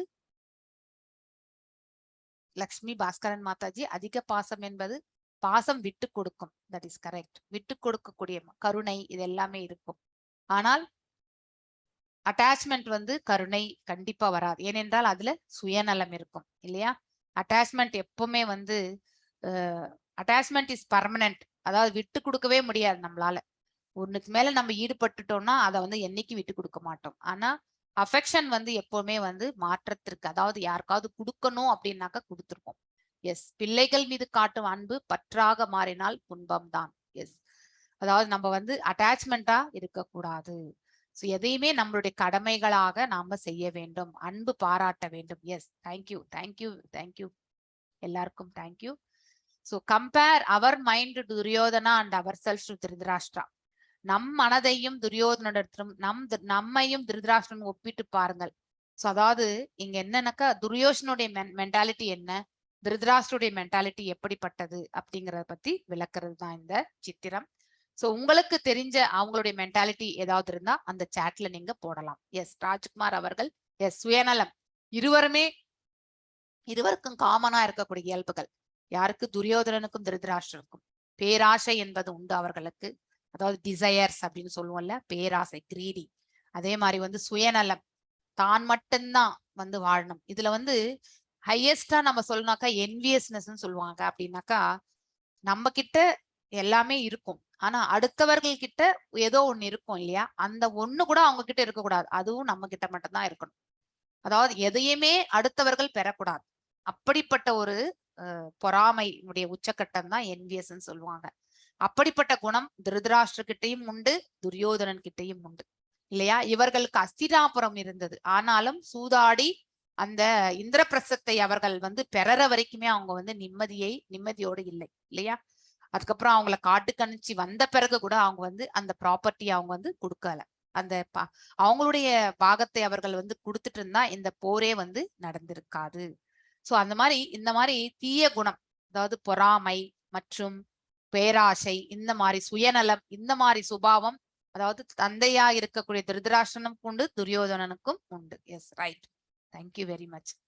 relation between dissatisfaction and adharma, அதாவது திருப்தியற்ற தன்மை, அதிருப்திக்கும் மற்றும் அதர்மத்திற்கும் இருக்கக்கூடிய வித்தியாசம் என்ன, அதனுடைய சம்பந்தம் என்ன, யாராவது சொல்ல முடியுமா? எஸ், அதிருப்தி என்றால் என்ன? அதிருப்தி பேசிக்கலி என்ன? அதே மாதிரி அதர்மம் என்றால் என்ன? விட்டு கொடுக்க முடியாது, அனைவருக்கும் துன்பம் விளைப்பது. ஓகே. அதிக பாசத்தினால் பார்வை இழந்தவர், அவருக்கு புறக்கண்கள் மாத்திரம் கிடையாது, அகக்கண்களும் கிடையாது, அவருக்கு ரெண்டுமே கிடையாது. திருதராஷ்டிரன் போத், அவருக்கு எதுவுமே கிடையாது. எஸ். அதர்மம் என்பது தர்மத்திற்கு மீறிய செயலாகும். எஸ், அதாவது தர்மம் ஒரு சில, அதாவது செயல்பாடுகள் இப்படிதான் செய்யணும்ன்ற, அதாவது வேத சாஸ்திரங்கள் பிரகாரம் சொல்லப்பட்டிருப்பது எல்லாமே கடைபிடிப்பது என்பது தர்மமான செயல். ஆனால் அதை தாண்டி செய்வது என்பது, அதற்கு எதிர்மறையாக செய்வது என்பது அதர்மம். Yes, right. Right, Periyasamy Prabhuji. Yes, right. அடுத்து அதிருப்தி. அதிருப்தி என்றால் என்ன? அதிருப்தி என்றால் என்ன? திருப்தி என்றால் என்ன? ஃபர்ஸ்ட் நமக்கு அது நம்ம தெரிஞ்சுட்டா அதிருப்தியை நம்ம ஈஸியா எடுத்துட்டு போலாம் இல்லையா? நம்ம எதிர்பார்க்கிற மாதிரி நடந்து விட்டால் அது வந்து திருப்தி இல்லையா? சாட்டிஸ்பாக்சனா இருக்கும்.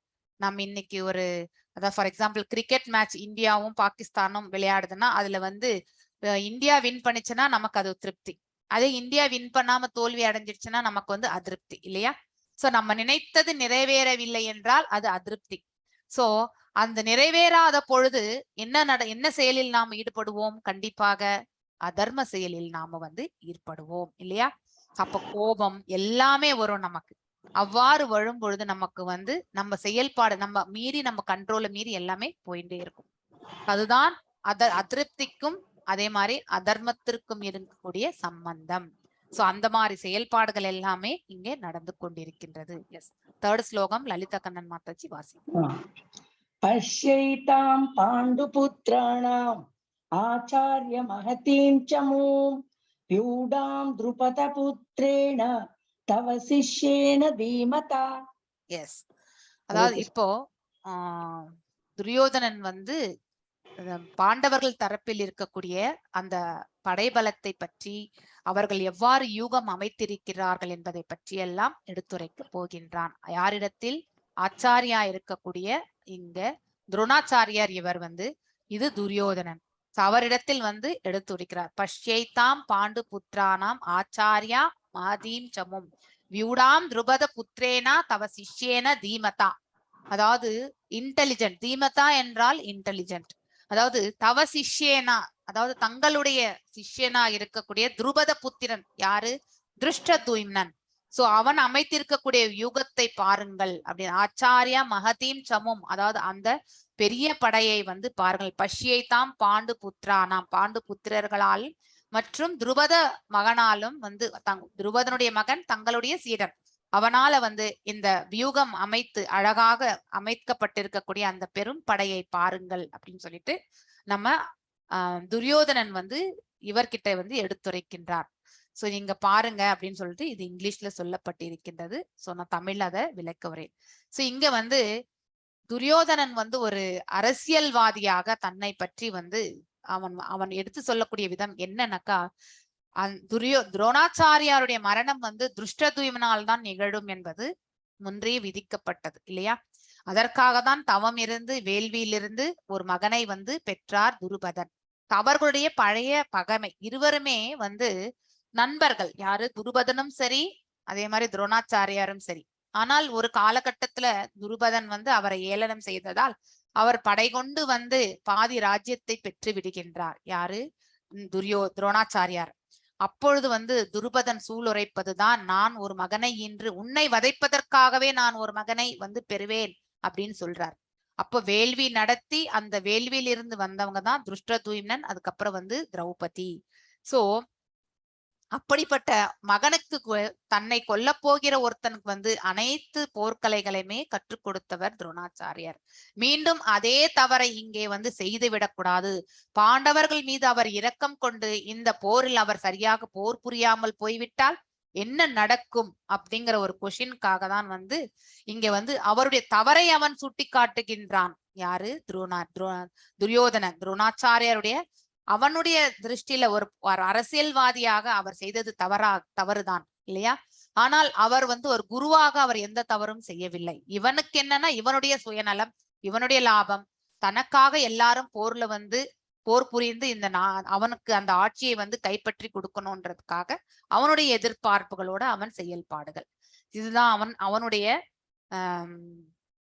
வெளிப்பாடு. அவன் எவ்வாறு தன் செயல்களை எல்லாம் ஒரு பொலிட்டிக்கல் பார்ட்டியில அவன் எப்படி இருந்து கொண்டு செய்கின்றான் என்பதை துரியோதனன் பத்தி சொல்லப்பட்டிருக்கின்றது. திருஷ்டத்யும்னா அதுதான் இங்க நான் ஆல்ரெடி உங்களுக்கு சொல்லிட்டேன். துரோணாச்சாரியாருடைய எனிமிதான் துருபதன் இல்லையா? சோ அவர் இந்த போர்ல சரியா போர் புரியாம போயிட்டா எப்படிங்கிறதுக்காக தான் முன்னாடியே அவருக்கு ஒரு மைண்ட் செட்டப், அந்த மாதிரி தவறு அவர் இங்க செய்திடக் கூடாது என்பதற்காக துரியோதனன் பேசுகின்றான் இல்லையா? He further mentioned கிருபாச்சாரியா, துரோணாச்சாரியாருடைய தங்கை கணவர், அதுக்கப்புறம் அஸ்வத்தாமன், எல்லாருமே மகாரதர்களாக அவன் தன்னுடைய தரப்பில் இருப்பவர்களை பற்றியும் எடுத்துரைக்கின்றான். There are many heroes who are prepared to lay down. இந்த ஸ்லோகம் பாத்தீங்கன்னாக்கா துவக்த ஜீவிதா அப்படின்ற ஒரு வேர்ட் சமஸ்கிருத வார்த்தை வருகின்றது. நீங்க பகவத்கீதை அந்த ஃபர்ஸ்ட் சாப்டர் படிக்கும் பொழுது ஒரு துவக்த ஜீவிதம் என்றால் தன்னுடைய வாழ்நிலைகள் எல்லாம் அர்ப்பணித்திருக்கின்றார்கள். அதாவது முன்னாடியே அவனுக்கு உள்ளுக்குள்ள பயம், அவன் அதர்மம் செய்கின்றவன் என்பது அவனுக்கு தெரியும். அந்த தரப்பில் இருப்பவர்கள் தர்மம் அறிந்தவர்கள், தர்மம் தான் வெல்லும் என்பதும் அவனுக்கு தெரியும். அதனால இங்க இருக்கக்கூடிய மகாரதர்கள் அனைவருமே, தன் தரப்பில் இருப்பவர்கள் அனைவருமே தனக்காக இந்த போரில் உயிரை அதாவது உயிரையும் வழங்க போகின்றார்கள் என்பதை அந்த இடத்துல சொல்கின்றான். அப்போ இந்த போர்னுடைய முடிவு பாத்தீங்கன்னாக்கா அவன் தரப்பில் இல்லை என்பதை அவனால ஓரளவுக்கு யூகிக்க முடிகின்றது. சோ அது பயத்தினால அவ்வாறு அவன் பேசுகின்றான் இல்லையா? சோ அந்த துவக்த ஜீவிதம் என்பது அந்த ரீசன், லே டவுன் தேர் லைஃப்ஸ் அப்படின்னு சொல்லப்பட்டிருக்கின்றது. அதாவது தனக்காக எல்லாருமே தன் வாழ்நிலையை அதாவது தன்னுடைய உயிரையே கொடுப்பதற்காக இங்க காத்துட்டு இருக்காங்க அப்படிங்கறத சொல்கின்றான். அவர் ஸ்ட்ரென்த் இஸ் இம்மெஷரபிள். ஏன்னா பீஷ்மர் அவருடைய படை பலம் சோ படைபலத்தில் பின்தங்கியவர்கள் பாண்டவர்கள் இல்லையா? ஒரு காலகட்டத்துல 7 அக்ரோனி சேனை இருந்தது இவங்க கிட்ட. இவங்க கிட்ட 9 அக்ரோனி சேனை இருந்தது. யார்கிட்ட? துரியோதனன் தரப்பில். ஆனால் சல்லியனை வழிமறித்து தன் தரப்பில் ஏற்றுக்கொண்டார்கள் அவர்கள். அதனால அந்த பக்கம் 11 அக்ரோனி சேனைகள், இந்த தரப்புல 7 அக்ரோனி சேனை, 4 அக்ரோனி சேனைகள் கம்மியா படைபலத்தில் பின்தங்கியவர்கள் இருந்தாலுமே அவர்களால் பாதுகாப்பாக பாத்தீங்கன்னாக்கா செய்யப்பட்டிருக்க அந்த வியூகத்தினால் அவர்கள் அவங்களுடைய போர்க்கலையினுடைய இதை பத்தி எக்ஸ்பிளைன் பண்ணுகின்றான் இங்க துரியோதனன். இஸ் எக்ஸ்பர்ட் அப்படிங்கறத இந்த அவனுடைய கமாண்ட், அவனுடைய பேச்சுல இது தெளிவாகின்றது. அதே மாதிரி 6 விதமான அக்கிரமக்காரர்களை பற்றி, இவங்க எப்படிப்பட்ட செயல்களுக்கு இந்த மாதிரி பாவங்களுக்கு மன்னிப்பே கிடையாது. ஒரு உணவு, அதாவது ஒருத்தர் உணவு சாப்பிடுகின்றார்களா அந்த உணவுல நஞ்சை கலந்து கொடுப்பது, அதே மாதிரி நம்ம ஒருத்தர் வாழ்ற வீட்டை எரிக்கிறது, அதே மாதிரி கடுமையான அதாவது ஆயுதங்களால தாக்குவது, அதே மாதிரி அவங்களை ஏமாற்றி, அதாவது ஒருத்தருடைய சொத்தை ஏமாற்றி அபகரித்து கொள்ளுதல், அதே மாதிரி ஒன் ஹூ ஆக்கிபைஸ் அனதர்ஸ் லேண்ட் இல்லையா? அடுத்தவர் இப்ப நம்ம ஊர்ல கூட வரப்பு பக்கத்துல 2 நிலம் இருந்தாக்கா கொஞ்சம் கொஞ்சமா ஒருத்தர் என்ன பண்ணுவாரு, 1 அடி 2 அடி தாண்டியே வந்துருவார் இல்லையா? அந்த மாதிரியான செயல்கள், அடுத்தவர்களின் நிலத்தை அபகரித்துக் கொள்ளுதல், அடுத்தவர்களுடைய மனைவியை அபகரித்துக் கொள்ளுதல். சோ சீதா பிராட்டியை எவ்வாறு ராவணன் கவர்ந்து சென்றான் இல்லையா?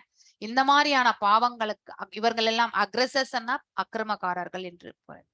அவர்கள் இந்த மாதிரி பாவ செயல்களுக்கு மன்னிப்பே கிடையாது ஆக்சுவலி. எஸ், நெக்ஸ்ட் 19th ஸ்லோகம் வாசிங்க மாதாஜி. சகோஷாம் தார்த்தராஷ்டிராணாம் ஹிருதயானி வெதாரயத் எஸ் வாசிங்க மாதாஜி. சகோஷோ தார்த்தராஷ்டிராணாம் ஹிருதயானி வெதாரயத் நபஷ்ச பிருத்திவீம் செய்வ துமுலோ வியனுநாதயன். ஹரே கிருஷ்ணா. சோ இவ்வாறாக 2 தரப்பில் இருக்கக்கூடிய மகாரதர்களை பற்றி எல்லாம் எடுத்து விளக்குகின்றான் துரியோதனன். இந்த பக்கம் துருபதன், அவருடைய பிள்ளை, அதுக்கப்புறம் விராடன், அவங்க தரப்பில் இருக்கக்கூடியவங்க, அதுக்கப்புறம் குந்தி போஜன், அதுக்கப்புறம் காசிராஜன், இவங்க எல்லாருமே சைபியன் எல்லாருமே இவங்க தரப்புல இருக்கக்கூடிய மகாரதர்கள் என்பதை வந்து எடுத்திருக்கின்றான். அதே மாதிரி தன் தரப்பில் இருக்கக்கூடியவர்களையும் பீஷ்மர், துரோணர், அதுக்கப்புறம் கிருபாச்சாரியார், அதுக்கப்புறம் வந்து அஸ்வத்தாமன், விகர்ணன், இந்த மாதிரி வந்து எல்லா மகாரதர்கள் இருப்பதை பற்றியும் எடுத்துரைக்கின்றான். சல்லியனும் இருக்கின்றான். சோ இரு தரப்பில் இருப்பவர்களை பற்றி எல்லாம் விளக்கும் பொழுது பீஷ்மருக்கு எல்லாருமே வந்து சப்போர்ட் செய்யணும் அப்படின்ற ஒரு வேண்டுகோளை வந்து விடுத்து அங்கேயும் ஒரு டிப்ளமேட்டா அவன் வந்து பேசுகின்றான். யாரு? துரியோதனன். சோ இவர்களுடைய பேச்சை கேட்ட பிறகு அடுத்து வந்து நம்ம பீஷ்மதேவர் தன்னுடைய சிம்மம் போல இருக்கக்கூடிய அந்த சங்கநாதத்தை வந்து ஊதுகின்றார். யாரு? துரியோதனனை மகிழ்விப்பதற்காக. அவருக்கு தெரியும் ஆசிகள் எல்லாம் பாண்டவர்களுக்கு தான் வழங்கினார். அதனால வெற்றி பெறுவது என்பது பாண்டவர்கள் தான் என்பது அவருக்கு தெரியும். ஆனால் இவர்கள் தரப்பில் நின்று அவர் போர் புரிய வேண்டிய அவசியமாயிற்று. சோ அவனை உற்சாகப்படுத்துவதற்காக அந்த சங்கநாதத்தை அவர் வந்து ஏற்றுகிறார். உண்மையில் அவன் வந்து போர்ல வெல்ல போறதில்லை அப்படிங்கிறது வந்து அவருக்கு திண்ணமாக தெரியும். அவனை ஊக்குவிப்பதற்காக அந்த சங்கநாதத்தை அவர் முழங்குகின்றார். அதன் பிறகு இரு தரப்பில் இருப்பவர்களும் தத்தம் சங்கநாதங்களை வந்து முழங்குகிறார்கள். சோ நம்ம இவர் கிருஷ்ண பரமாத்மா வந்து பாஞ்சஜன்யத்தை வந்து அவருடைய சங்கநாதத்தை வந்து ஊதுகின்றார். அர்ஜுனன் வந்து தேவதத்தம், அதுக்கப்புறம் வந்து பீமன் வந்து பவுண்ட்ரம், அதுக்கப்புறம் வந்து தர்மர் வந்து அனந்த விஜயம், நகுல சகாதேவன் வந்து சுகோஷம் மற்றும் மணி புஷ்பகம். அவர்களுடைய எல்லாமே தெய்வீக சங்குகள். இதற்கு பின்னாடி வந்து ஸ்டோரிஸும் உண்டு. ஆனா இந்த 18 நாட்கள்ல நம்ம அதை வந்து பார்க்க முடியாது. டீடைல்டு ஸ்டடி வரும்பொழுது நீங்க அதை பத்தி நீங்க கண்டிப்பா படிப்பீங்க. பாஞ்சஜன்யம் என்று எதற்காக பெயர் வந்தது அப்படிங்கிறது எல்லாத்தையும் வந்து நம்ம பின்னாடி வரக்கூடிய அட்வான்ஸ் கிளாஸஸ்ல நம்ம அதை பார்க்கலாம். அவரவர்களுடைய சங்கநாதங்களை வந்து முழங்குகிறார்கள். சோ இவர்கள் தரப்புல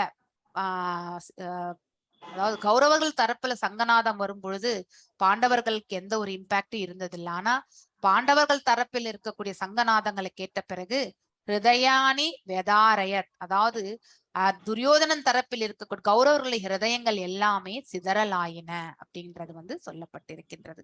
so why does this happen? எதற்காக இந்த மாதிரியான சூழ்நிலை ஏற்பட்டது? யாருக்காவது தெரிந்தால் இந்த விளக்கத்துல நீங்க வந்து சொல்லலாம். கோதை சங்கர் மாதாஜி.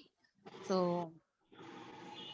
எதனால வந்து பாண்டவர்கள் கௌரவர்கள் தரப்பில் இருக்கக்கூடியவர்கள் எல்லாம் வந்து அவங்களுடைய ஹிருதயங்கள் சிதறி போயின என்று நம்ம இந்த ஸ்லோகத்துல வந்து சொல்லப்பட்டிருக்கின்றது?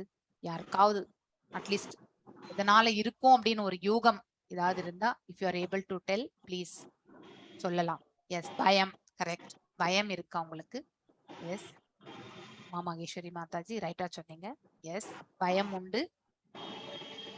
சோ பயத்தினால் வந்து அது வானத்துக்கும் பூமிக்கும் இடையில அந்த அளவுக்கு சப்தத்தை ஏற்படுத்தினால் அவங்களுக்கு பயம் வந்ததால அவங்க வந்து அவங்களுடைய ஹிருதயங்கள் வந்து சிதறி போயின. ஆனா அதற்கு மூல காரணம் என்ன? சோ பாண்டவர்கள் தான் வெற்றி பெறுவார்கள் என்பது கண்டிப்பாக தெரியும். அதனாலதான் வந்து அவர்களுக்கு அந்த பயமும் வருகின்றது. அந்த வெற்றிக்கான அடையாளங்கள் என்னென்ன அப்படிங்கறது வந்து நாம பார்க்கலாம் இல்லையா? ஒன்று, இந்த ஸ்தலம் வந்து தர்மக்ஷேத்திரம் இல்லையா? பகவானே எதிர்த்தரப்பில் இருக்கின்றார். Yes, that is the first force இல்லையா? சோ பகவானே அங்கே வந்து பார்த்த சாரதியாக இருக்கின்றார். பகவான் எங்கே இருக்கின்றாரோ அங்கேயே அதிர்ஷ்ட கடவுளான அதாவது தேவதையான லக்ஷ்மி தாயாரும் அதாவது அவரும் அங்கே இருக்கின்றார் இல்லையா? பகவானோட இருக்கின்றார். அதோட பாண்டவர்கள் தரப்பில் இருக்கக்கூடிய அந்த கொடியில வந்து ஹனுமனும் இருக்கின்றார். அது 3 கபித்வஜா என்றது வந்து அதுதான். சோ டிவைன் சேரியட், அக்னி தேவன் வழங்கிய தேர் அது. அதனால அது வெற்றி. அக்னி என்பது புனிதத்திற்கு வந்து ஒப்பாகும் இல்லையா? சோ அந்த புனிதத்திற்கே ஒப்பானது ஒன்று என்றைக்கும் கண்டிப்பாக அதர்மத்தை வந்து அழிக்க வல்லது. அதனால வெற்றிக்கான வாய்ப்புகள் வந்து அதிகமாக இருந்தது பாண்டவர்களுக்கு. இவந்தோ படைபலத்தில் பின்தங்கி இருந்தாலுமே அவர்களுடைய தேர், அதுக்கப்புறம் காண்டீவம், அதாவது தெய்வீகமான அஸ்திரங்கள் கொண்டவர்கள் இவர்கள். காண்டீவம் என்பது அதுவும் மெயினான பாயிண்ட். தெக்த ஜீவிதா அப்படின்னு சொல்லிட்டு சொல்லியிருக்கான். ஏன்னா ஆல்ரெடி துரியோதனன் வாயிலே வந்தாச்சு. தன் தரப்பில் இருப்பவர்கள் வந்து தனக்காக மரணத்தையும் ஸ்வீகரிக்க தயாராகி இருக்கின்றார்கள் என்பதை அவன் வந்து சொல்லிட்டதுனால அவன் தரப்பில் கண்டிப்பாக தோல்வி ஏற்படும் என்பதும் அந்த வார்த்தையிலிருந்து நமக்கு தெரிய வருகின்றது. மோக்ஷ ஏகாதசி, அதாவது இந்த அந்த போர் வந்து ஸ்டார்ட் ஆனதப்போ வந்து மோக்ஷ ஏகாதசி அப்போ பாக்யலட்சுமி என்பது அதிர்ஷ்ட தேவதையா, அதாவது திருமாலுடைய மனைவி. சோ அவர்களும் அதாவது பார்த்தசாரதியாக இருக்கக்கூடிய பகவான் எங்க இருக்கின்றாரோ அவர்களும் அவருடைய ஹிருதயத்திலே எப்பொழுதுமே இருக்கிறதுனால இவர்களுக்கு வெற்றி வாகை என்பது கண்டிப்பாக உண்டு. ரிஷிகேஷா அப்படின்னாக்கா புலன்களுக்கெல்லாம் அதிபதியா இருக்கக்கூடிய, அதாவது நம்ம பரம்பொருள். சோ இத்தனை காரணங்களால் தான் இவர்களுக்கு வந்து வெற்றி வாகை கண்டிப்பாக கிடைக்கும் என்பது சொல்லப்படுகின்றது. எஸ். சோ டிஃபரண்ட் சிம்டம்ஸ் இப்ப ரெண்டு தரப்பு மத்தியிலயும் வந்து அந்த படையை, அந்த ரெண்டு படைகளுக்கு மத்தியில வந்து ரதத்தை எடுத்துட்டு போய் நிறுத்தினார் நம்ம பகவான். சோ அது ரெண்டு தரப்புல இருக்கிறவங்களையும் பார்த்துட்டு இவனுக்கு கை கால் நடுக்கம் எல்லாம் வாய் உலர்கின்றது. அதாவது முட்டுக்கள் எல்லாம் நடுங்குதல், வாய் உலர்தல், உடல் எல்லாம் நடுங்குறது, கைகள் மயிர் கூச்சம் ஏற்பட்டு கையில இருக்கக்கூடிய காண்டீபமும் நடுவுகின்றது. அவனால நிக்க கூட முடியவில்லை. சோ அந்த மாதிரி பயம், அதாவது கம்பேஷன்னால, அவனுக்கு பயம் எதனால் என்றால் போர்ல நம்மளால வெல்ல முடியாது என்ற பயம் கிடையாது அர்ஜுனனுக்கு. எதிர்த்தரப்புல இருக்கக்கூடியவங்க எல்லாமே தன்னுடைய உறவினர்கள், நண்பர்கள், தன்னுடைய குடும்பத்தினர் இல்லையா. இந்த தரப்புலயும் அந்த தரப்புலயும் பேரழிவை வந்து நாம வந்து சந்திக்க போகின்றோம் என்ற கவலை, அதனால அவனுக்கு இந்த குழப்பம், கலக்கம் எல்லாம் ஏற்படுகின்றது. இதுதான் அவனுடைய அறிகுறி. காரணம் என்பது இதெல்லாமே தான், இதெல்லாம் காரணங்கள் ஆகின்றது அவனுக்கு. சோ நெக்ஸ்ட் ஸ்லோகம். சோ இந்த ஐந்துமே நான் ஆல்ரெடி உங்களுக்கு நான் சொல்லியிருக்கேன். ஒண்ணு கம்பேஷன், பரிவுனால. ரெண்டாவது இன்பம் இல்லை, போருடைய விளைவு இன்பம் இல்லை என்பதால் அவனுக்கு போர் புரியறதுக்கு விருப்பம் கிடையாது. பழிவினை, அதாவது நமக்கு வந்து பாவ விளைவுகள் வந்து சேரும் அப்படிங்கறதுனால, குடும்ப பாரம்பரியம் எல்லாம் கெட்டு போயிடும்ன்றதுக்காக, இன்டிசிஷன் வந்து தீர்மானமின்மை. இந்த மேல சொன்ன இந்த 4 காரணங்களால அவனால தீர்மானத்தை வந்து எடுக்க முடிவதே கிடையாது. போர் புரியலாமா வேண்டாவா அப்படிங்கிற ஒரு நிலைக்கு செல்கின்றான். எஸ், 28வது ஸ்லோகம் வாசிங்க மாதாஜி.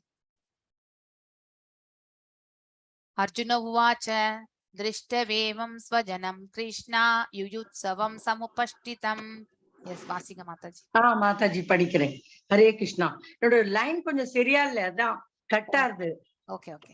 அர்ஜுன உவாச்ச திருஷ்வேமம் ஸ்வஜனம் கிருஷ்ண யுயுத்சும் சமுபஸ்திதம் சீதந்தி மம காத்ராணி சீதந்தி மம காத்ராணி முகம் ச பரிசுஷ்யதி. எஸ், இப்போ வந்து அர்ஜுனன் வந்து எடுத்துரைக்கின்றான். திருஷ்டவேம் ஸ்வஜனம் கிருஷ்ணா. ஸ்வஜனம் என்றால் தன் தரப்பு, தன்னுடைய மக்கள் அப்படிங்கிற அந்த இது. சோ போர் புரியது. சமுபஷ்டிதம், அதாவது seeing my friends and relatives எல்லா, அதாவது எதிர்த்தரப்புல இருக்கக்கூடிய என்னுடைய நண்பர்களையும் உறவினர்களையும் கண்டு எனக்கு வந்து போர் புரியணும்ன்ற அந்த அதாவது அந்த நிலையே என்னால ஏற்படுத்தி கொள்ள முடியவில்லை. நான் போர் புரியணும்னே நான் நினைக்கல. என்னுடைய கை காலெல்லாம் நடுங்குகின்றது, வாய் வந்து உலர்கின்றது, உலர்ந்து போகின்றது அப்படிங்கிற ஒரு விளக்கத்தை வந்து கொடுக்கின்றான் அர்ஜுனன். மேலும் அவன் வந்து இன்னும் பேசுகின்றான். எஸ், சொல்லுங்க மாதாஜி. 31 ஸ்லோகம் வாசிங்க. 31. ஓகே.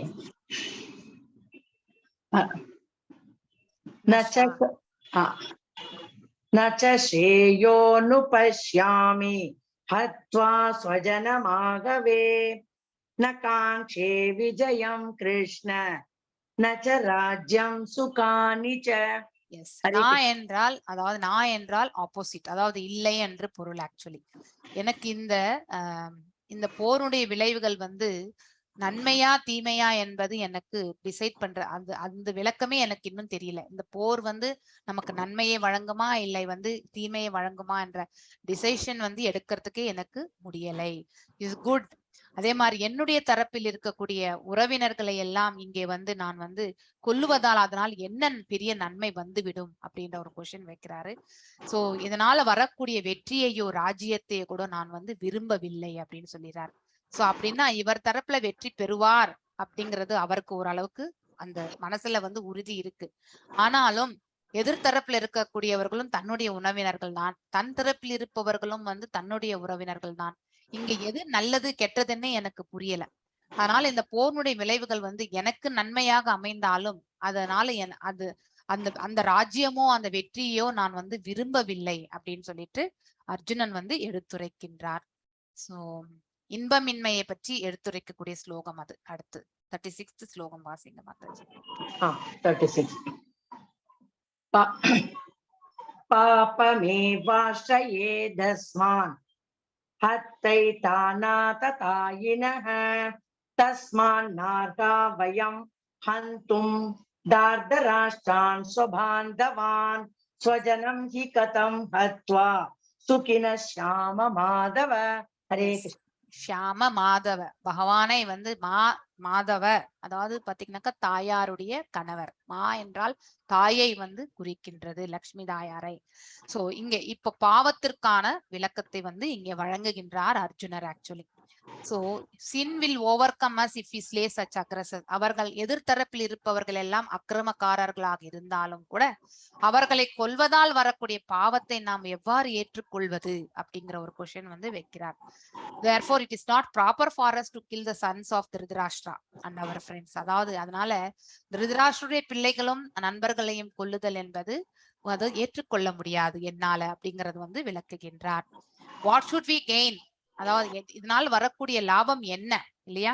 சோ அப்படின்னு how could we be happy by killing our own kingsman? நம்ம தரப்புல இருக்கிறவங்க எல்லாருமே நம்முடைய சொந்த உறவினர்களை எல்லாம் நாம் போரில கொன்றுவிட்டு நாம் எவ்வாறு சுகமாக வாழ முடியும் அப்படிங்கிற ஒரு கொஸ்டின் வந்து அர்ஜுனர் வந்து எடுத்துரைக்கின்றார். பாவச் செயலுக்கான அந்த ஸ்லோகம். எஸ் 39 வாசிங்க மாதாஜி.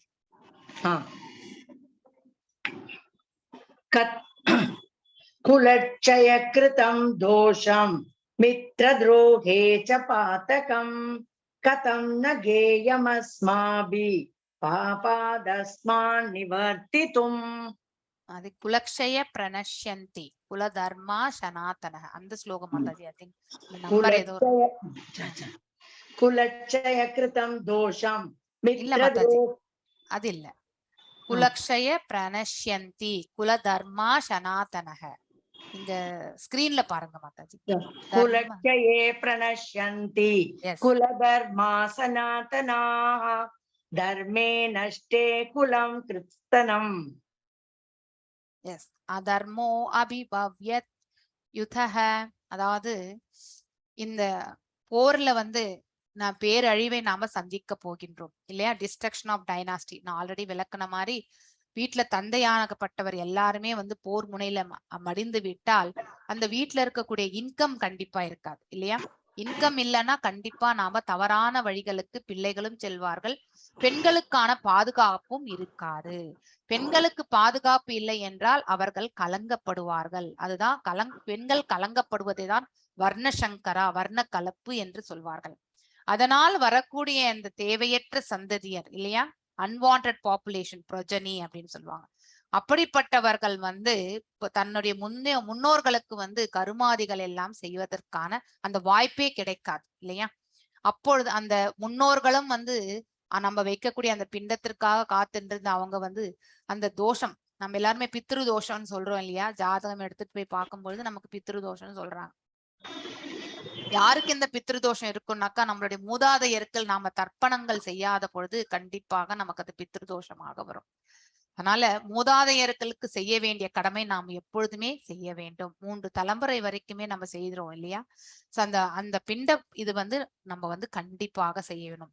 ஆனால் இந்த மாதிரி வர்ண சங்கரத்தை ஏற்படுத்தி விட்டால், வர்ண கலப்பு ஏற்பட்டு விட்டால் அந்த சடங்குகள் எல்லாமே வந்து சரிவர நடக்காது. அதனால வந்து சடா அந்த அதாவது பாத்தீங்கன்னாக்க நரகத்தில் உழண்டு கொண்டிருப்பார்கள் மூதாதையர்கள்.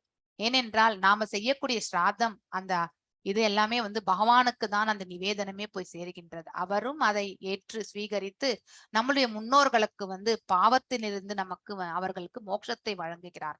சோ அதனால அவர்கள் அந்த பாவ விலையிலிருந்து வெளியே வராத பொழுது நமக்கும் வந்து அவர்கள் ஆசீர்வாதங்களை வந்து வழங்க முடியாது.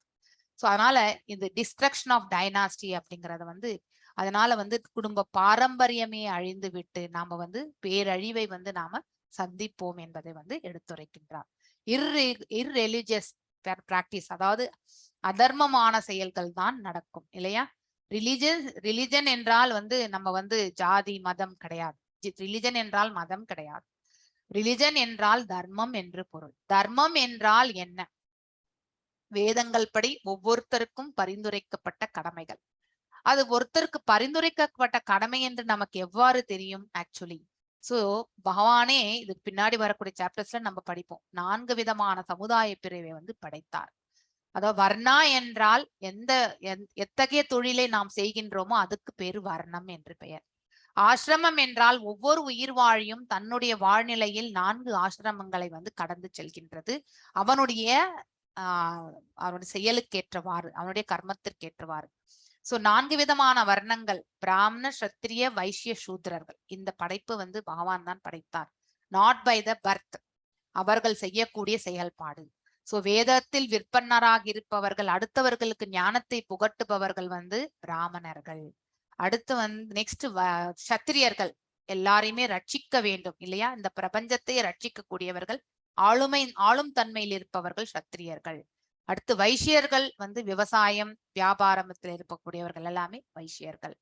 எல்லாம் உழைப்போர்கள் எல்லாமே வந்து சூத்திரர்கள். சோ இந்த மாதிரி 4 பிரிவுகளை வந்து பகவான் அப்பொழுது படைத்தார். ஆனால் நான் பிறப்பின் அடிப்படையில் கிடையாது. ஆனா அது காலப்போக்குல வந்து நம்ம எல்லாருமே இப்ப பிறப்பின் அடிப்படையில் தான் நாம் எல்லாருமே அந்த மாற்றத்திற்கு வந்து விட்டோம். ஆசிரமம் என்பது இந்த கலியுகத்துல வந்து உயிர் வாழக்கூடிய ஆண்டுகள் வந்து 100 ஆண்டுகள் அதிகபட்சம்.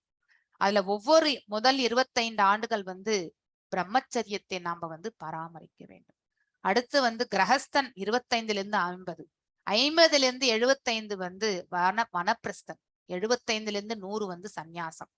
சோ இந்த 4 விதமான ஆசிரமங்கள் வந்து பிராமணனுக்கு பொருந்தும்.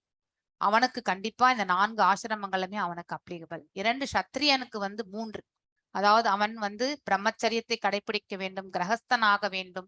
50 வயதுக்கான பிறகு அவன் தன்னுடைய பிள்ளைக்கு மணிமுகுடத்தை சூட்டிவிட்டு அவன் வந்து காற்றுக்கு சென்று தவம் இருந்து, இல்லை வந்து பகவான் மீது நித்தியமான அந்த சேவைகளில் ஈடுபட்டு தன்னுடைய வாழ்நாளை அவன் கழிக்க வேண்டும். இது வந்து ஆள்பவர்களுக்கு. அடுத்து வைசியர்களுக்கு வந்து பிரம்மச்சரியம் மற்றும் கிரகஸ்தன், இது 2 அப்ளிகபிள். ஆனா சூத்ரனுக்கு வெறுமனே கிரகஸ்தன் மட்டும்தான் அப்ளிகபிள். சோ இந்த மாதிரி வர்ணம் மற்றும் ஆசிரங்கள் அடிப்படையில வந்து அந்த காலகட்டங்கள்ல நடந்துன்றது. ஆனா நாம காலப்போக்குல எல்லாமே மாற்றத்திற்கு உட்பட்டு இப்ப நாம எல்லாருமே மல்டி டாஸ்கிங் இல்லையா. காலையில நம்ம வீட்டுல வேலை செய்யறோம், அது சூத்ரன் இல்லையா. சோ உழைப்போர்கள் அந்த நிலையும் நம்ம செய்யறோம். வெளியில போய் ஸ்கூல்ல போய் ஒரு டீச்சராக வந்து வேலை செய்யறோம் இல்லையா.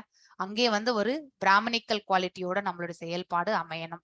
சோ அந்த மாதிரி ஒரு நேச்சர், அதாவது நம்ம எல்லாருமே வந்து இப்போ ஒரு பர்டிகுலர் வர்ணத்துல நம்ம எந்த செயல்பாடுமே நம்மளால எடுத்துட்டு போக முடியாது இல்லையா. சோ காலத்தின் சூழ்நிலை அவ்வாறு. ஆனா இருக்கக்கூடிய இந்த குறுகிய இதுலயும் வந்து நம்மளால எவ்வளவு தூரத்துக்கு அந்த வர்ணாசிரமத்தை பரிபாலிக்க முடியுமோ அதை நம்ம பரிபாலிக்க வேண்டும்.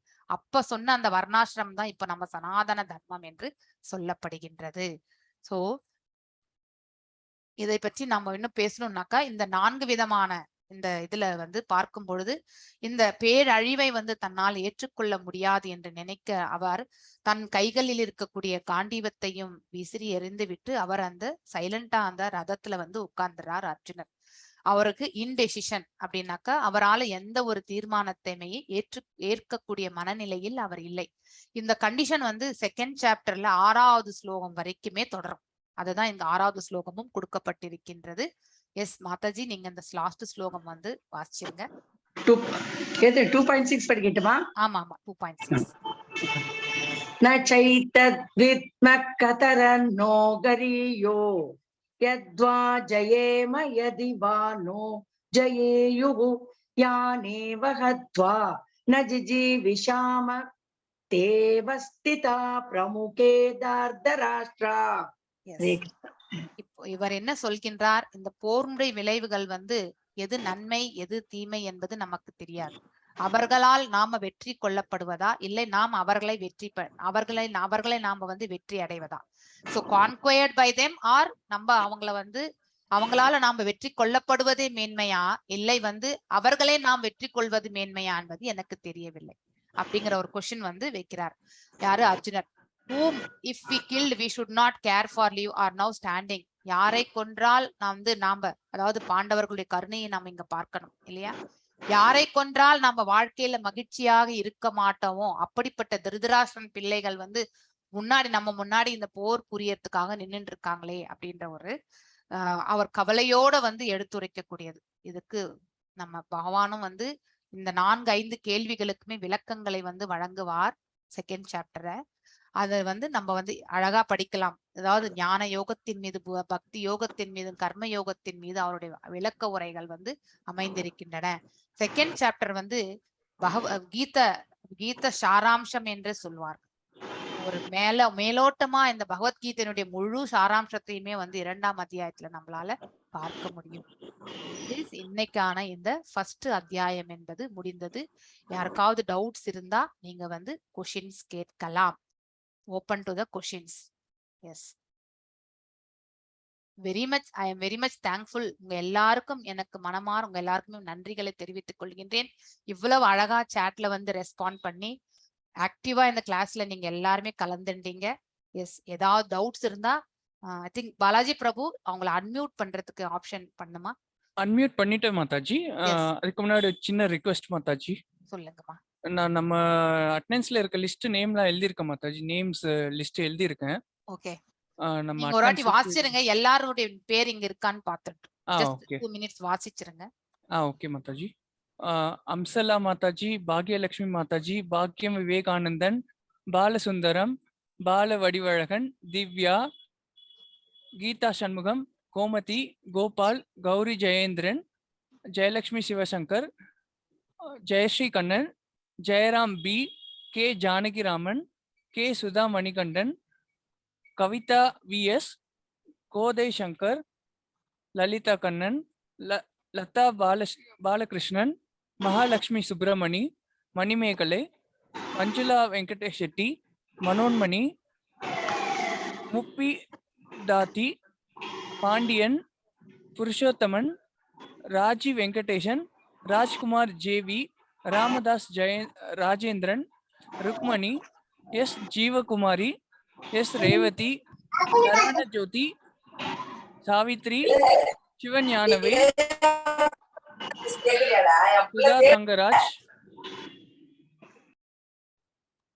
Sudha Thangaraj, Sujatha Murali, Sujatha R, Swetha, T Arun, T A Vivekanandan, Tamilselvi, Thangam, Uma Maheswari, Vinodha, Vivekanandan, doctor Krishnaveni, Kathirvel Perumal, Shamini, Murugavel, doctor P Periyasamy, Shanmuga Sundaram, Ravi, Sai Rajava Sumathi, R Sangeetha Vedagiri, Thambidurai Abhinaya, Mano Bhaskaran, Vasantha, Girija, Lakshmi Bhaskaran.